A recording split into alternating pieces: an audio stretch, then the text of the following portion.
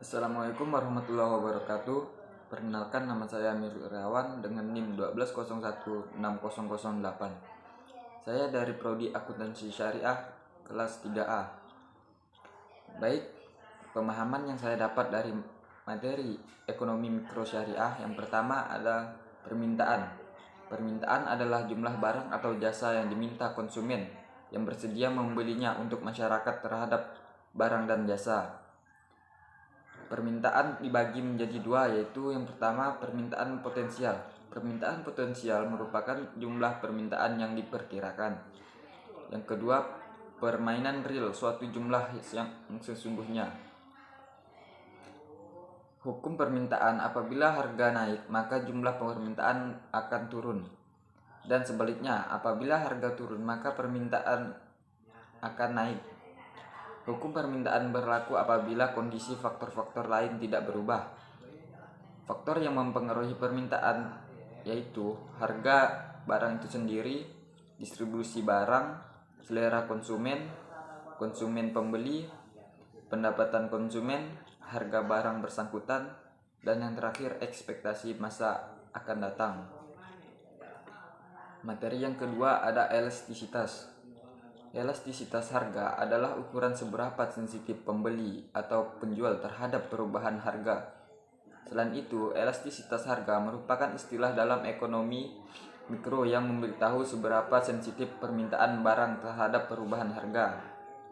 Singkatnya, elastisitas harga memberitahu seberapa kuat hubungan suatu produk ini menggambarkan kemiringan kurva penawaran dan permintaan.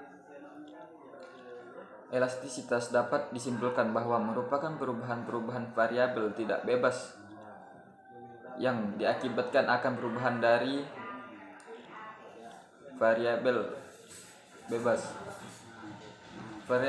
Variabel bebas dan variabel tidak bebas. Harga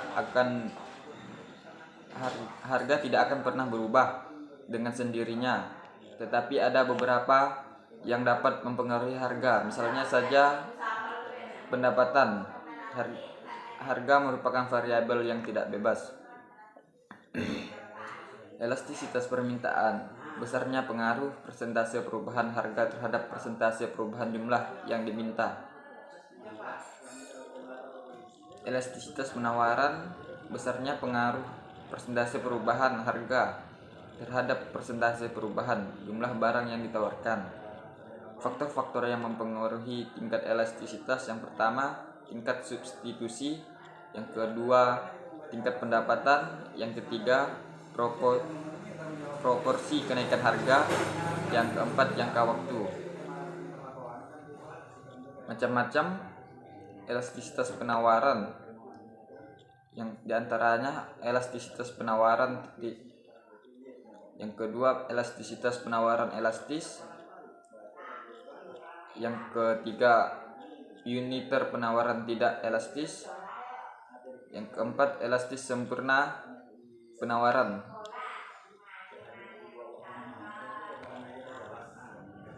Untuk materi yang ketiga, teori perilaku konsumen.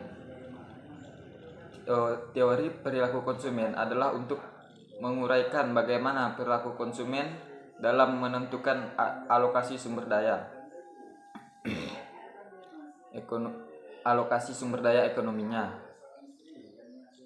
Adapun tujuan yang hendak dicapai oleh konsumen adalah kepuasan maksimum.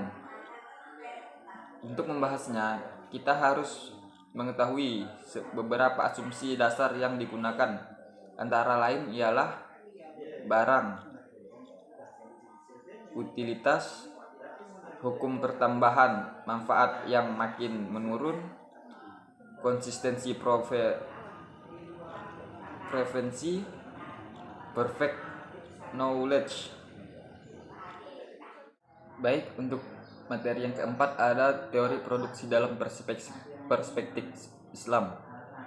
Dalam perspektif Islam, perilaku seorang muslim memiliki batas syariat yang tidak boleh dilanggar, seperti larangan memproduksi barang yang haram, mengambil keuntungan di atas keuntungan yang wajar, memungut hasil dari riba, dan kewajiban untuk mengeluarkan zakat.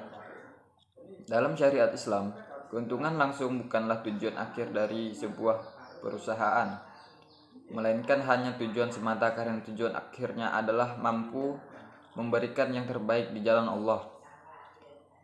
Produsen muslim harus berbeda dari produsen muslim, tidak hanya dari tujuan, tetapi juga harus dari kegiatan ekonomi dan strategi pasarnya. Adapun perbedaan produsen muslim dan non-muslim sebagai berikut. Yang pertama, produsen muslim tidak akan terlibat dalam aktivitas yang dilarang menurut syariat Islam seperti memproduksi atau menjual minuman yang beralkohol.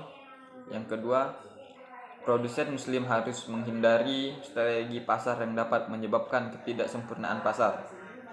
Yang ketiga, produsen muslim harus mengikuti kompetisi yang adil dalam setiap aktivitas, baik sebagai penjual maupun pembeli barang serta jasa. Yang keempat, produsen muslim harus menghindari seluruh praktik eksploitasi, diskriminasi, dan perdagangan yang ketat. Konsep produksi dalam perspektif ekonomi Islam, di antaranya konsep produksi yang sesuai dengan nilai Islam adalah konsep teknologi berpotensi konstan. Yang kedua, produsen dalam pandangan ekonomi Islam adalah masalah maksimizer, mencari keuntungan melalui produksi dan kegiatan bisnis lain memang tidak dilarang. Materi yang kelima ada pasar persaingan sempurna. Pasar persaingan sempurna merupakan jenis pasar di mana tidak ada perilaku ekonomi yang mempunyai kekuatan pasar atau market power untuk terhadap harga suatu produk yang homogen. Pembeli maupun penjual tidak mempunyai kekuatan untuk mempengaruhi harga pasar. Mereka hanya bertindak sebagai pengambil harga, bukan pembuat harga. Ciri-ciri persaingan sempurna. Yang pertama, ciri-cirinya adalah perusahaan adalah pengambil harga. Yang kedua, setiap perusahaan mudah keluar atau masuk. Yang ketiga, menghasilkan barang serupa. Berikutnya, syarat-syarat pemaksimuman keuntungan.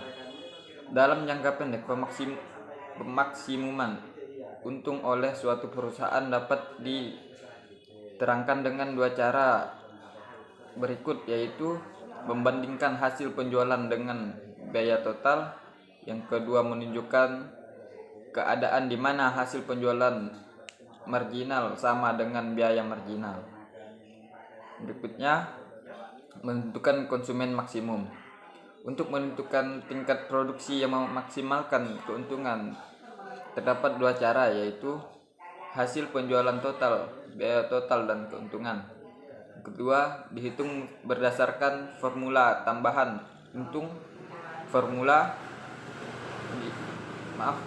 Yang kedua, dihitung berdasarkan tambahan untung ditambah tambahan penjualan total dikurang tambahan biaya. Selanjutnya, materi yang terakhir, pasar persaingan monopoli dan pasar oligopoli. Pasar persaingan monopoli adalah salah satu jenis struktur pasar yang ada. Semua unsur ada dalam struktur pasar ini, mulai dari kegiatan produksi, distribusi maupun umum konsumsi, serta di dalamnya terdapat penjualan dan pembeli. Jenis struktur pasar ini ada di semua pasar, baik tradisional maupun modern. Sedangkan pasar oligopoli adalah struktur pasar di mana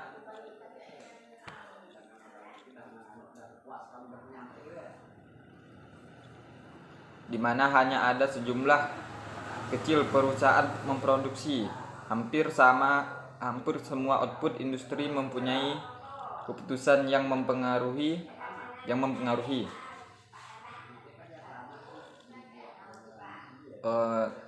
Selanjutnya, produk pasar persaingan monopolistik.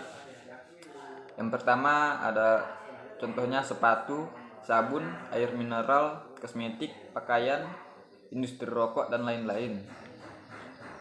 Selanjutnya contoh produksi pasar oligopoli. Yang pertama, operator perekonomian, industri kendaraan bermotor, produksi semen, maskapai penerbangan, perusahaan rokok, penyedia layanan internet, transportasi online, dan pabrikan elektronik. Selanjutnya target pasar. Target pasar adalah suatu kelompok konsumen yang menjadi sasaran pendekatan perusahaan untuk membeli produk yang mereka jual. Target pasar biasanya mempunyai rentang umur, sifat, dan karakter yang hampir sama.